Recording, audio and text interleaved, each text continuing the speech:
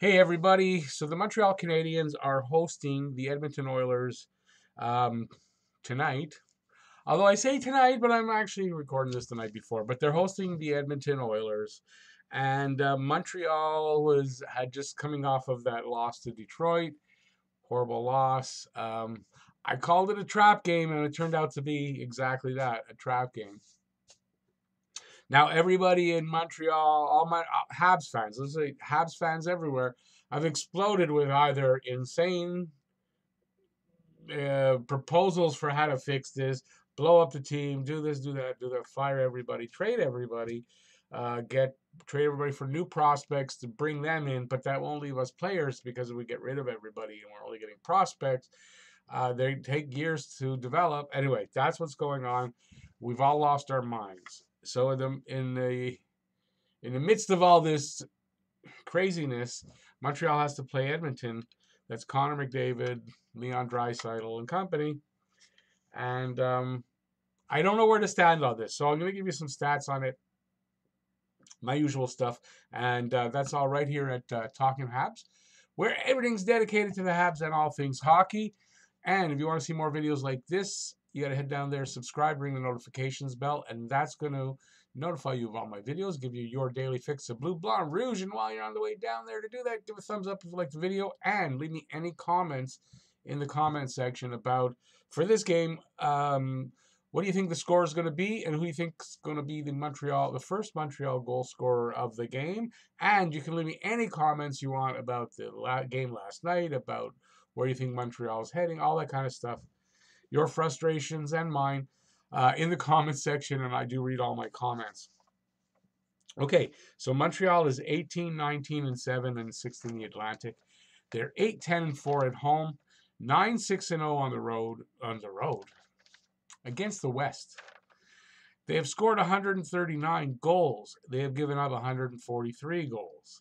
They're 2, 7, and 1 in their last 10, and they are on a 7-game losing streak. Not a good place to be. Edmonton is 23, 17, and 5, third in the Pacific. On the road, they're 13, 9, and 2. Against the East, 13, 6, and 2. They have scored 137 goals for, which is surprising. One game played, Montreal's played one game less, and they've scored 2 goals more. So Edmonton's not that offensive powerhouse that ever seems like because they have McDavid and Draisaitl. But McDavid and Draisaitl are offensive powerhouses. That goal the other night, I don't know if it was maybe it was last night. That goal by McDavid, mind blowing. Okay, they've given up 142 goals against, and they're 5-4-1 in their last 10, and they have won their last 2 games. Goals per game. Montreal has scored 3.11 goals per game for 14th. Edmonton 3 goals even for 18th. Goals against per game, 3.23 for Montreal, 23rd, 3.13 for Edmonton, 14th. So, both those stats relatively the same. Power play percentage difference here. Edmonton is first in the league with 29.2%. Montreal is 11th in the league with 21.7%. So Edmonton's got a great power play. Montreal's got a okay power play, although much better on the road, but they didn't score against Detroit on the road 2 nights ago. Last night, 2 nights, I don't even know. Oh, because I know why that happened, because I'm doing this, yeah. It's not Thursday. I'm filming this Wednesday. That's why, I'm crazy. All these losses, I'm crazy. You got to live with me. What can you do? Power play, PK percentage. 83% for Edmonton for 5th, and 77.7% for Montreal for 23rd. But look at that, it's 77. It's about almost at 78%. Lofty numbers this season for Montreal on the PK. Okay, enough paper rattling. Top scorers for Montreal. Tatar, 16 goals, 21 assists, 37 points, and a -5. For Max Domi, 12 goals, 21 assists, 33 points, a +3. Shea Weber, 12 goals, 20 assists, 32 points, a +8.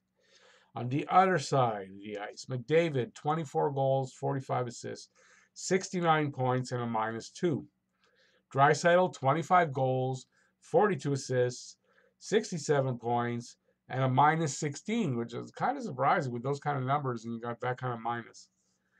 And Zach Cassian, just for the little kick in the pants there, because we never really got to see Zach Cassian when he was here because of that incident with Galchenyuk. So 13 goals, 15 assists, 28 points, and a +6. Excuse me, couldn't help that one. In nets, I'm expecting Price to be in nets. 16 goals, 16 goals. I wish he could score 16 goals. 16 wins, 15 losses, 4 ties, 3.01 goals against, 902 save percentage, 1 shutout. The thing here for me is Price doesn't play his best against Edmonton. He hasn't played well against Edmonton in a while. And maybe they'll put Lindgren in at the last minute, but it looks like it's going to be Price, but I don't know. On the other side, Nico Koskinen, because I have not heard anything about who's starting. So I'll put him. 14, 8, and 2. 285 goals against and a 912 save percentage, and also 1 shutout. Now, for any movement, Vedemo, that's how it's pronounced, guys. Vedemo was sent back. So the rumor is that Brendan Gallagher might be back soon, or Paul Byron, either or. The odd thing is that they did take Gallagher on the road with them to Detroit. I heard something that might mean, seriously, that that Gallagher is really close to being ready, oddly enough.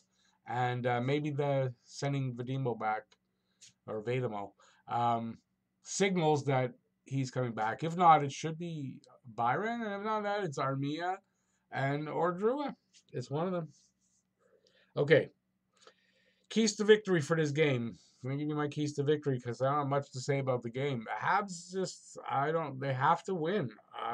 Doesn't matter anymore at this point. Can they really make the playoffs at this point? What is it? 44 games. So there's 38 games left. They need 54 points. They got to win 27 of those 38 games. Really? Listen, when it was when they were able to do that with like 25-15 and whatever record, that's a little bit better than 27-11. They're not going to get 27-11.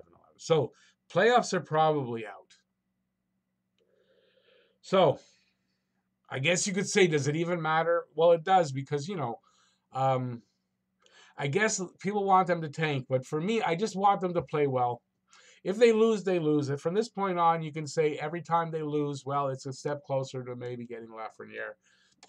If they win, we're happy because we're Habs fans. And as Habs fans, do we really want them to lose? No, we don't really want them to lose. But maybe then at this point, I don't know. But you can't tank. I don't believe in tanking. You can play your young players and blah, blah, blah, make certain moves, but you can't tank. You can't go out there. The players can't go out there to lose. It's just not, it doesn't work. Okay, keys to victory. First one, outscore the opponent, because that will get you a victory. Next one is allow less goals than you score. That will also get you a victory. But I think above all, just don't stop competing. Play the best you can.